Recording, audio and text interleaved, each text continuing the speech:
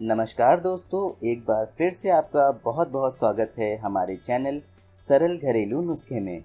दोस्तों, अपना स्वयं का मकान हो या हर व्यक्ति की चाह होती है। वास्तुशास्त्र में भवन निर्माण के संबंध में अनेक बातें बताई गई हैं।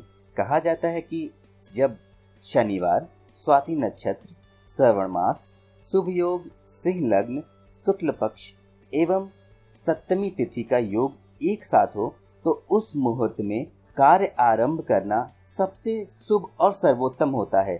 लेकिन ये सातों योग कभी कभी ही घटित होते हैं। किस माह में गृह निर्माण आरंभ करने से क्या फल प्राप्त होता है, आइए मैं आपको बताता हूँ इस वीडियो में। तो दोस्तों, सबसे पहले बात कर लेते हैं चैत्र यानी कि मार्च और अप्रैल की। मार्च और अप्रैल में बनाए गए घर में हमेशा तनाव और रोग घेरे रहता है। इसके साथ ही पराजय और अवनति भी इस घर के लोगों को घेर लेती है। इन सभी आपदाओं से बचने के लिए चैत्र मास में तो घर कभी भी नहीं बनवाना चाहिए। दोस्तों, अब बात कर लेते हैं वैशाख यानी कि अप्रैल से मई की। वैशाख में बनाया गया घर बेहद शुभ होता है। इस घर में रहने वाले सदस्य को आर्थिक लाभ, शुभ समाचार तो हमेशा मिलते रहते हैं। अब बात कर लेते हैं ज्येष्ठ यानी कि मई जून की। तो दोस्तों, मई या जून में बनाया गया घर में रहने वाले सदस्य हमेशा बहुत बड़े कष्ट का सामना करते रहते हैं। कभी भी वे चाहे कितनी ही मेहनत क्यों न कर लें, उन्हें सफलता कभी नहीं प्राप्त होती है। अब बात कर लेते हैं आषाढ़ यानी कि जून से जुलाई। दोस्तों, आषाढ़ में बना घर घोर विपत्ति को लेके आता है। इस समय में बनाया गया घर कभी भी नहीं फलता, तो इस समय में कभी भी घर नहीं बनवाना चाहिए। अब बारी आती है श्रवण यानी कि जुलाई अगस्त की। श्रवण मास में जिस घर का निर्माण होता है वो घर बेहद शुभ होता है। परिजनों के लिए शुभ और वृद्धि दिलाने वाला ये घर हमेशा सफलताओं के भंडार से भरा रहता है। दोस्तों, अब बात कर लेते हैं भाद्रपद यानी कि अगस्त से सितंबर की। तो अगस्त या सितंबर में जिस घर का निर्माण होता है उसके परिणाम समान ही रहते हैं। यहाँ रहने वाले सदस्यों को उनके कर्मों के अनुसार ही फल प्राप्त होता है। घर की स्थिति उनके जीवन में कोई प्रभाव नहीं डालती है, ना ही शुभ और ना ही अशुभ।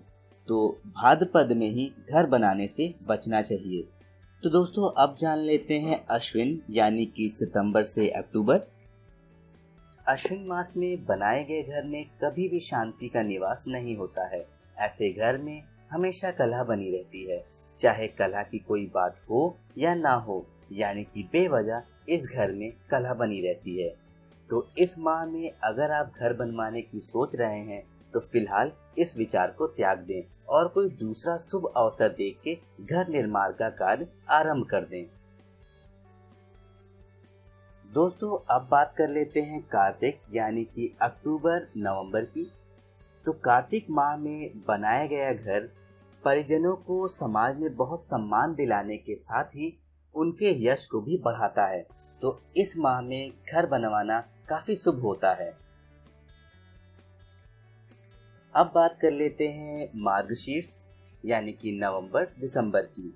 अगर आपको उन्नति, संपन्नता और सुख की कामना है तो मार्गशीर्ष यानी कि नवंबर या दिसंबर में घर के निर्माण कार्य को शुरू करें।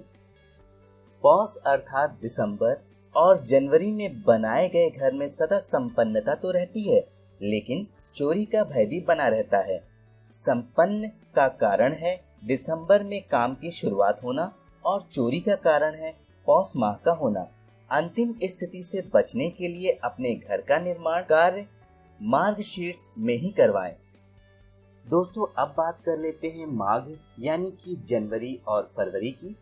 जीवन में एक नहीं अनेक लाभ लेने का मन हो तो घर का निर्माण जनवरी में करवाएं, लेकिन इस अवधि में बने घर को अग्निरोधी जरूर बनवाएं, क्योंकि इस माह में बने घर को अग्नि से भय होता है। तो दोस्तों, आखिरी में आता है फाल्गुन यानी कि फरवरी मार्च। फागुन में बना घर सर्वोत्तम, सदैव लाभ देने वाला होता है। कोशिश ये करें कि फागुन में ही घर बनवाएं। तो दोस्तों, अगर आप इन बातों का ध्यान रखेंगे तो आप एक खुशहाल और संपन्न घर का निर्माण कर पाएंगे। तो दोस्तों, अगर आपको वीडियो पसंद आया हो तो मेरे चैनल को अभी सब्सक्राइब कर लीजिए, क्योंकि मैं आपके लिए ऐसे ही वास्तु टिप्स और घरेलू नुस्खे लेके आता रहता हूँ। दोस्तों, मिलता हूँ आपसे नेक्स्ट वीडियो में। तब तक के लिए नमस्कार।